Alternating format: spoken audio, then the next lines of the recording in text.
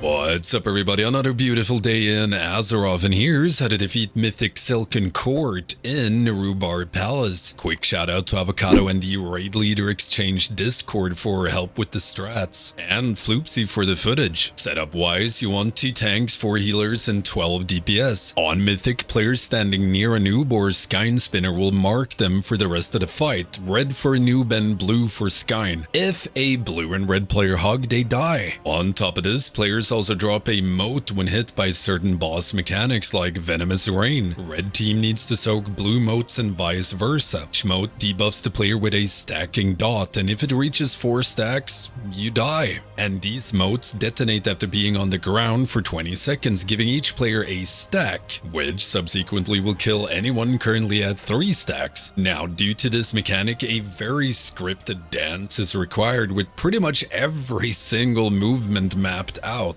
Consistency is key. So pre-pull, make sure to split the raid in half, 1 blue team and 1 red team. There's a few different ways you can split depending on how you want to deal with stuff like webs for the charge or tank movement. The bombs are 100% baitable and will always target 6 red range first, so you always want exactly 6 ranged players in the red group. We'll need 3 web lines to stop the charge on Mythic. This can be either 6 red players doing it or 2 blue and 4 red. This strat in this video, we're using 2 blue and 4 red. You activate the web bombs, those players spawn motes, so if you have 1 red, 1 blue, and 2 of them, they can soak each other's orbs by rotating, doing the old rotarini. On top of this, if you're doing 2 blue, 4 red for the webs, you want the 2 blue range DPS to have immunities. Most use mages, but Hunter Turtle, for example, will work as well. To add to this, for these splits, the blue team will mostly be in charge of dealing with and AoEing down the Scarab adds throughout the fight. So you put classes like Frosty Case, Enhancement Shamans, etc. on blue team, but ultimately, regardless of strat or how you split, this fight is all about learning each individual step of the dance and doing it over and over and over again and over again.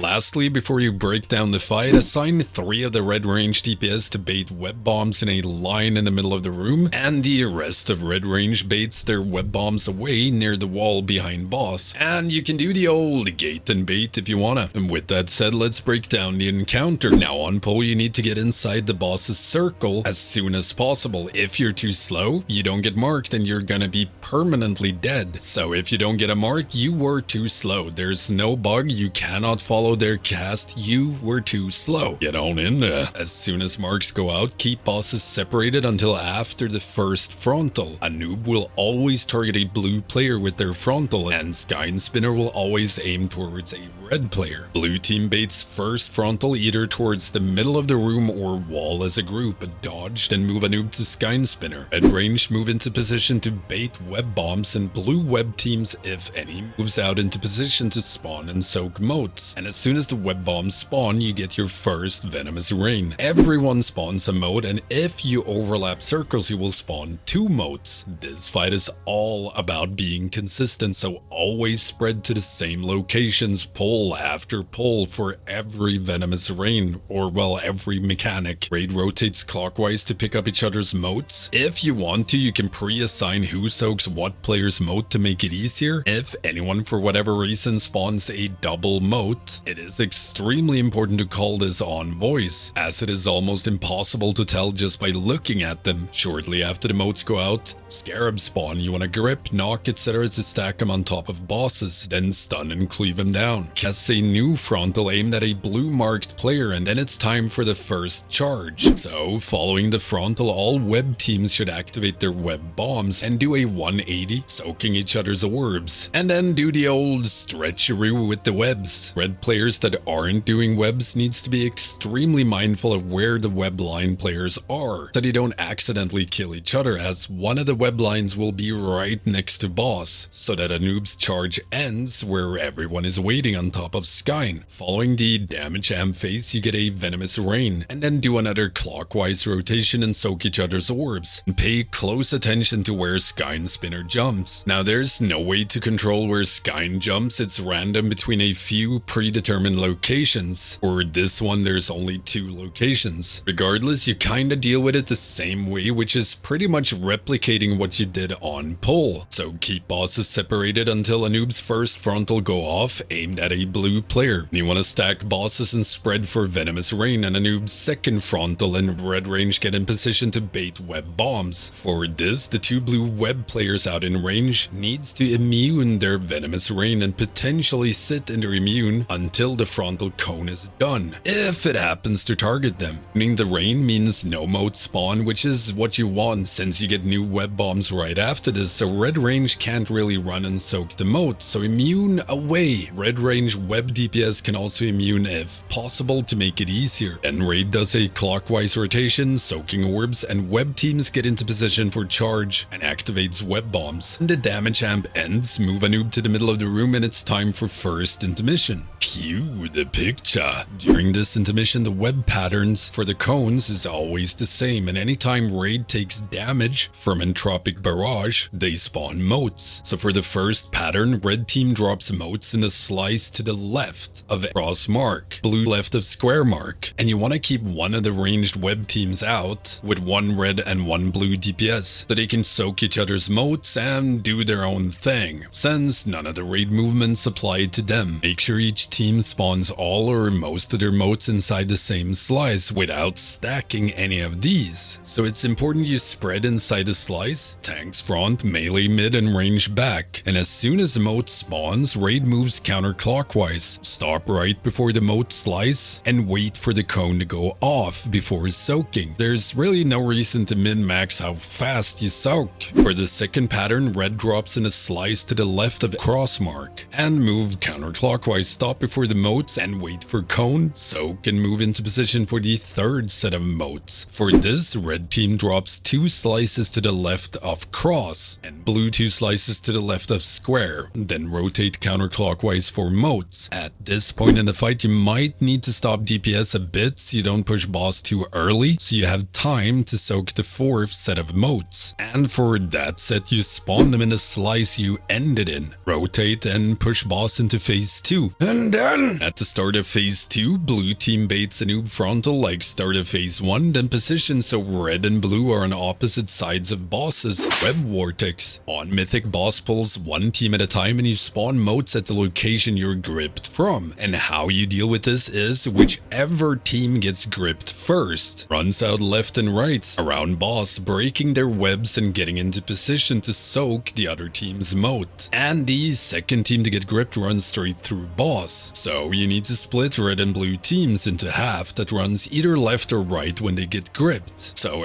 for example, blue team gets gripped, half runs left, half goes right. When red team gets gripped, they run through the boss to get to the blue motes, and blue team swoops in from left and right to soak the red motes. Or vice versa. For the first dispel, they'll all be done in the middle on top of boss, and you want to milk the dispels for as long as possible. Each debuff increases boss damage taken by 25%, so you want the first 4 debuff dispelled within 2-3 seconds of each other, and the last to be dispelled right before Skein's cast goes off. Pump that damage. Following the damage amp, red and blue team needs to hard stack on a mark opposite side of bosses to bait their cones respectively, then dodge to the left. Now as soon as Skeinspinner's frontal goes off, boss teleports to one of 8 locations. Red team wants to instantly move to Skein and always take the shortest path possible, and blue team follows as soon as a noob's frontal is finished. As soon as you get to boss, you need to position for Web Vortex, so spreads you don't double stack motes and you deal with this vortex the same as the last. First team runs out left and right, second team through bosses. This one, however, can be a bit chaotic depending on where boss jumps to, but don't panic, there's lots of time to soak motes. If you are in Narnia, it is manageable, so just deal with vortex and then get the motes. Following this, you'll get your next set of debuffs and dispels. You want to dispel 2 of these when Skein is next to the wall, and the third debuff moves to the middle, or boss jumps so it can be dispelled as soon as boss gets to the middle. And during this, blue and red team make sure to stick to your sides of the boss when boss jumps. And the damage amp is done, second intermission starts. Red and blue team want to start on opposite sides of boss, spread a bit to drop motes, then rotate counterclockwise as soon as motes spawn. And just make sure to soak them before a new set spawns. And you want to drop new new sets of motes in roughly the same location opposite sides of boss, and you want to break shield before the 4th set of motes spawn. Now keep in mind that DPS really doesn't matter during this intermission, so you always focus on just soaking motes and not getting hit by the giant circles. Run away from boss if needed to dodge or soak, just survive. 4 phase 3 start in the middle, red and blue team on opposite sides. When Skein teleports in, red team baits a frontal to the side of Skein and then dodge into position against the wall. Blue team moves closer to boss but position towards the middle of the room to drop motes when Web Vortex is cast. For this Web Vortex, all red players wants to keep their webs intact for the charge. If red gets gripped first, they all run to the right. If they get gripped second, they all run through the boss to keep webs intact. If blue gets gripped first, they go left and right so they can break theirs. If they get gripped second, they go through boss. Following this, red soaks motes in the middle and sets up webs for a noob's charge. You want the charge to stop in the middle of the room. As soon as the damage amp starts, red baits Skeinspinner's frontal away a bit and moves over to Skeinspinner during the frontal cast. Blue team moves over to the other side of Skein shortly after and spread for the second Web Vortex. You will not get full uptime on this damage amp as you won't have time to get into grip positions if you milk it, so you know, just deal. This Vortex, first team to get gripped runs towards the middle of the room, second team runs straight through boss. You can break all webs here. Soak motes and prepare for dispels. Wanna dispel one when Skein is at the wall and the rest of them in the middle. And of course, milk the last dispel. In this, it's like the start of phase 3. Skein teleports away, red follows and baits frontal to the side, then move to wall. Blue team towards the middle of the room, deal with Web Vortex and charge, same as start of phase 3, but you also get dispels going out right after Vortex. Dispel one of them on Skein near wall, rest in the middle. Charge ends in the middle. Pop Bloodlust and finish them off. Easy peasy.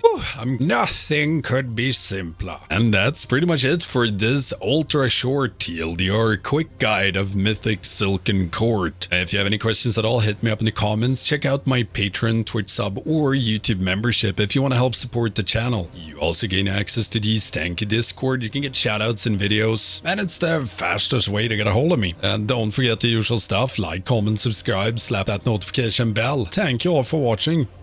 I will see you next time.